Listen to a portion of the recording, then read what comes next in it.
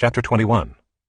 Now when they drew near to Jerusalem and came to Bethphage, to the Mount of Olives, then Jesus sent 2 disciples, saying to them, Go into the village in front of you, and immediately you will find a donkey tied and a colt with her. Untie them and bring them to me. If anyone says anything to you, you shall say, The Lord needs them, and he will send them at once. This took place to fulfill what was spoken by the prophet, saying, Say to the daughter of Zion, Behold, your king is coming to you, humble and mounted on a donkey, on a colt, the foal of a beast of burden. The disciples went and did as Jesus had directed them. They brought the donkey and the colt and put on them their cloaks, and he sat on them. Most of the crowd spread their cloaks on the road, and others cut branches from the trees and spread them on the road. And the crowds that went before him and that followed him were shouting, Hosanna to the Son of David! Blessed is he who comes in the name of the Lord! Hosanna in the highest! And when he entered Jerusalem, the whole city was stirred up, saying, Who is this? And the crowds said, This is the prophet Jesus, from Nazareth of Galilee. And Jesus entered the temple, and drove out all who sold and bought in the temple, and he overturned the tables of the money changers and the seats of those who sold pigeons. He said to them, It is written, My house shall be called a house of prayer, but you make it a den of robbers.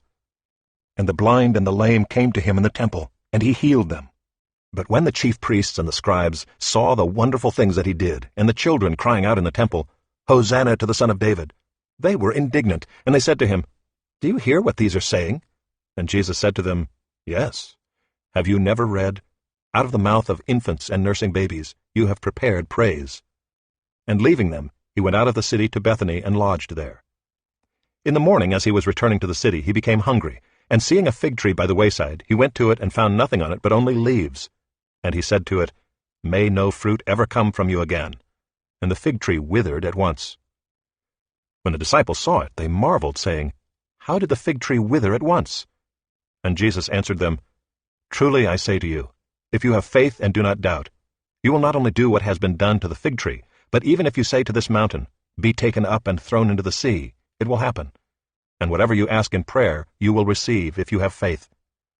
And when he entered the temple, the chief priests and the elders of the people came up to him as he was teaching and said, By what authority are you doing these things, and who gave you this authority? Jesus answered them, I also will ask you one question, and if you tell me the answer, then I also will tell you by what authority I do these things. The baptism of John, from where did it come? From heaven or from man? And they discussed it among themselves, saying, If we say, From heaven, he will say to us, Why then did you not believe him? But if we say, From man, we are afraid of the crowd, for they all hold that John was a prophet.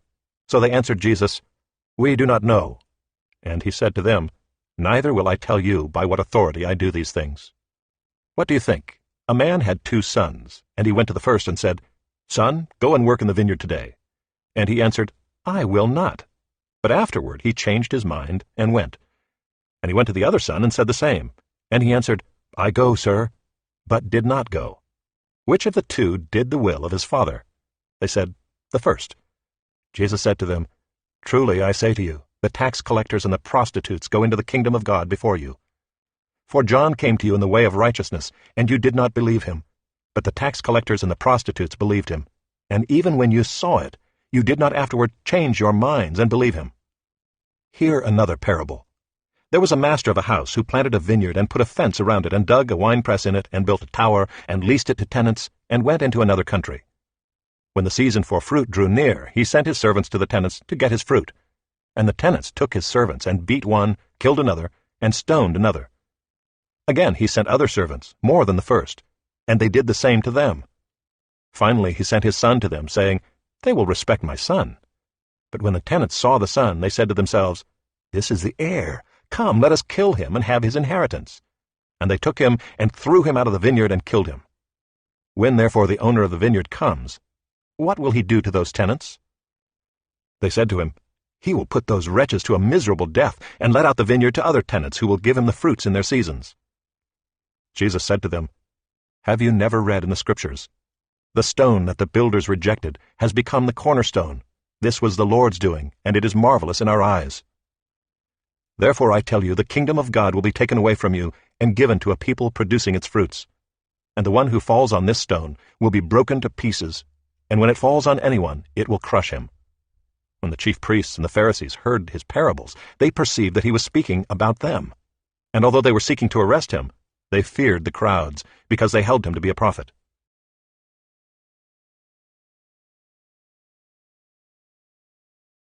Chapter 22. And again Jesus spoke to them in parables, saying, The kingdom of heaven may be compared to a king who gave a wedding feast for his son, and sent his servants to call those who were invited to the wedding feast, but they would not come. Again he sent other servants, saying, Tell those who were invited, See, I have prepared my dinner, my oxen and my fat calves have been slaughtered, and everything is ready. Come to the wedding feast.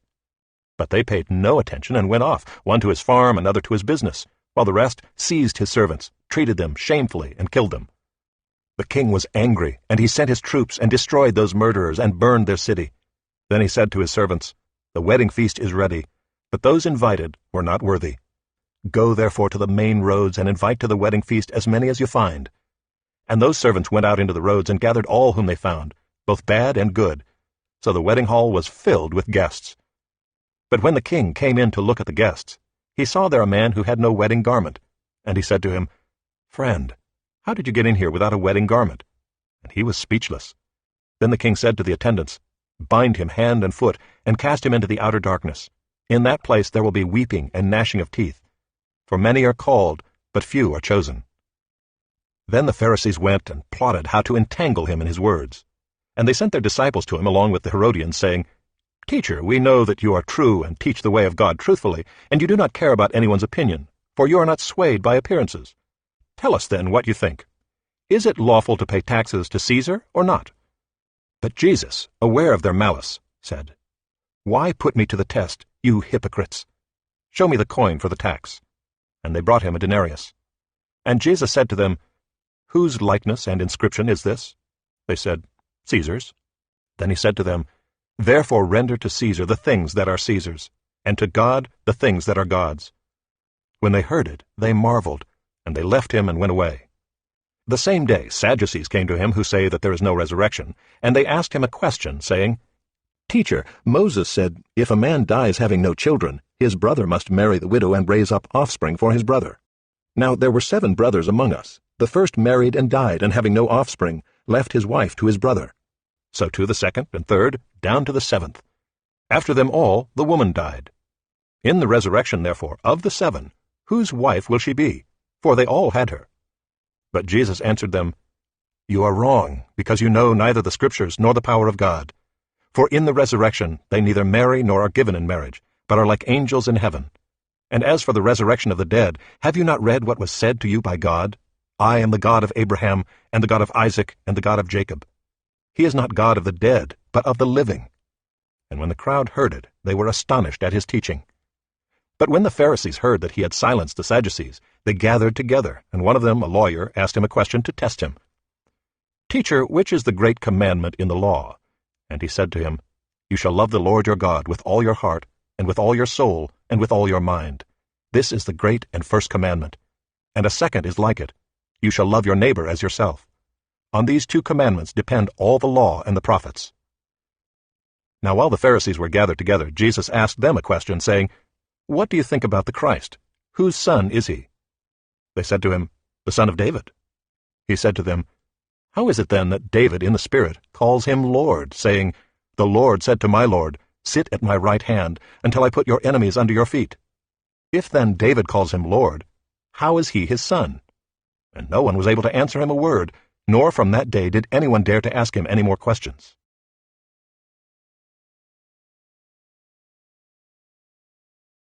Chapter 23.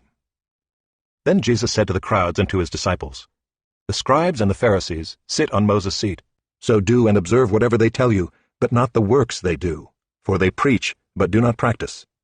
They tie up heavy burdens, hard to bear, and lay them on people's shoulders, but they themselves are not willing to move them with their finger. They do all their deeds to be seen by others. For they make their phylacteries broad and their fringes long, and they love the place of honor at feasts, and the best seats in the synagogues, and greetings in the marketplaces, and being called rabbi by others. But you are not to be called rabbi, for you have one teacher, and you are all brothers. And call no man your father on earth, for you have one Father who is in heaven. Neither be called instructors, for you have one instructor, the Christ. The greatest among you shall be your servant. Whoever exalts himself will be humbled, and whoever humbles himself will be exalted. But woe to you, scribes and Pharisees, hypocrites! For you shut the kingdom of heaven in people's faces. For you neither enter yourselves nor allow those who would enter to go in. Woe to you, scribes and Pharisees, hypocrites! For you travel across sea and land to make a single proselyte, and when he becomes a proselyte, you make him twice as much a child of hell as yourselves. Woe to you, blind guides, who say, If anyone swears by the temple, it is nothing, but if anyone swears by the gold of the temple, he is bound by his oath. You blind fools! For which is greater, the gold or the temple that has made the gold sacred? And if you say, If anyone swears by the altar, it is nothing, but if anyone swears by the gift that is on the altar, he is bound by his oath. You blind men! For which is greater, the gift or the altar that makes the gift sacred? So whoever swears by the altar swears by it and by everything on it. And whoever swears by the temple swears by it and by him who dwells in it. And whoever swears by heaven swears by the throne of God and by him who sits upon it. Woe to you, scribes and Pharisees, hypocrites! For you tithe mint and dill and cumin, and have neglected the weightier matters of the law, justice and mercy and faithfulness. These you ought to have done without neglecting the others. You blind guides, straining out a gnat and swallowing a camel. Woe to you, scribes and Pharisees, hypocrites! For you clean the outside of the cup and the plate, but inside they are full of greed and self-indulgence. You blind Pharisee! First clean the inside of the cup and the plate, that the outside also may be clean. Woe to you, scribes and Pharisees, hypocrites! For you are like whitewashed tombs, which outwardly appear beautiful, but within are full of dead people's bones and all uncleanness. So you also outwardly appear righteous to others, but within you are full of hypocrisy and lawlessness. Woe to you, scribes and Pharisees, hypocrites! For you build the tombs of the prophets and decorate the monuments of the righteous, saying, If we had lived in the days of our fathers, we would not have taken part with them in shedding the blood of the prophets. Thus you witness against yourselves that you are sons of those who murdered the prophets. Fill up, then, the measure of your fathers. You serpents! You brood of vipers! How are you to escape being sentenced to hell? Therefore I send you prophets and wise men and scribes, some of whom you will kill and crucify, and some you will flog in your synagogues and persecute from town to town, so that on you may come all the righteous blood shed on earth, from the blood of righteous Abel to the blood of Zechariah the son of Berechiah, whom you murdered between the sanctuary and the altar. Truly I say to you, all these things will come upon this generation. O Jerusalem, Jerusalem, the city that kills the prophets and stones those who are sent to it! How often would I have gathered your children together, as a hen gathers her brood under her wings, and you were not willing. See, your house is left to you desolate. For I tell you, you will not see me again until you say, Blessed is he who comes in the name of the Lord.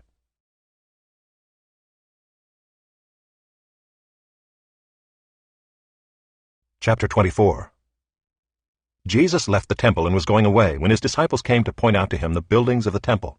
But he answered them, You see all these, do you not? Truly I say to you, there will not be left here one stone upon another that will not be thrown down. As he sat on the Mount of Olives, the disciples came to him privately, saying, Tell us, when will these things be, and what will be the sign of your coming and of the end of the age?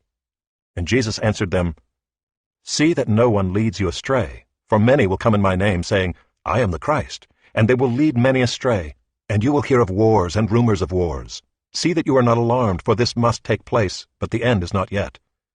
For nation will rise against nation, and kingdom against kingdom, and there will be famines and earthquakes in various places. All these are but the beginning of the birth pains. Then they will deliver you up to tribulation and put you to death, and you will be hated by all nations for my name's sake. And then many will fall away and betray one another and hate one another. And many false prophets will arise and lead many astray. And because lawlessness will be increased, the love of many will grow cold. But the one who endures to the end will be saved. And this gospel of the kingdom will be proclaimed throughout the whole world as a testimony to all nations, and then the end will come. So when you see the abomination of desolation spoken of by the prophet Daniel standing in the holy place, let the reader understand. Then let those who are in Judea flee to the mountains. Let the one who is on the housetop not go down to take what is in his house. And let the one who is in the field not turn back to take his cloak. And alas for women who are pregnant and for those who are nursing infants in those days. Pray that your flight may not be in winter or on a Sabbath. For then there will be great tribulation, such as has not been from the beginning of the world until now, no, and never will be. And if those days had not been cut short, no human being would be saved. But for the sake of the elect, those days will be cut short. Then if anyone says to you, "Look, here is the Christ," or "There he is," do not believe it. For false Christs and false prophets will arise and perform great signs and wonders, so as to lead astray, if possible, even the elect. See, I have told you beforehand. So if they say to you, "Look, he is in the wilderness," do not go out. If they say, "Look, he is in the inner rooms," do not believe it. For as the lightning comes from the east and shines as far as the west, so will be the coming of the Son of Man. Wherever the corpse is, there the vultures will gather. Immediately after the tribulation of those days the sun will be darkened, and the moon will not give its light, and the stars will fall from heaven, and the powers of the heavens will be shaken. Then will appear in heaven the sign of the Son of Man, and then all the tribes of the earth will mourn, and they will see the Son of Man coming on the clouds of heaven with power and great glory. And he will send out his angels with a loud trumpet call, and they will gather his elect from the four winds, from one end of heaven to the other. From the fig tree learn its lesson. As soon as its branch becomes tender and puts out its leaves, you know that summer is near. So also, when you see all these things, you know that he is near, at the very gates. Truly, I say to you, this generation will not pass away until all these things take place. Heaven and earth will pass away, but my words will not pass away. But concerning that day and hour, no one knows, not even the angels of heaven, nor the Son, but the Father only.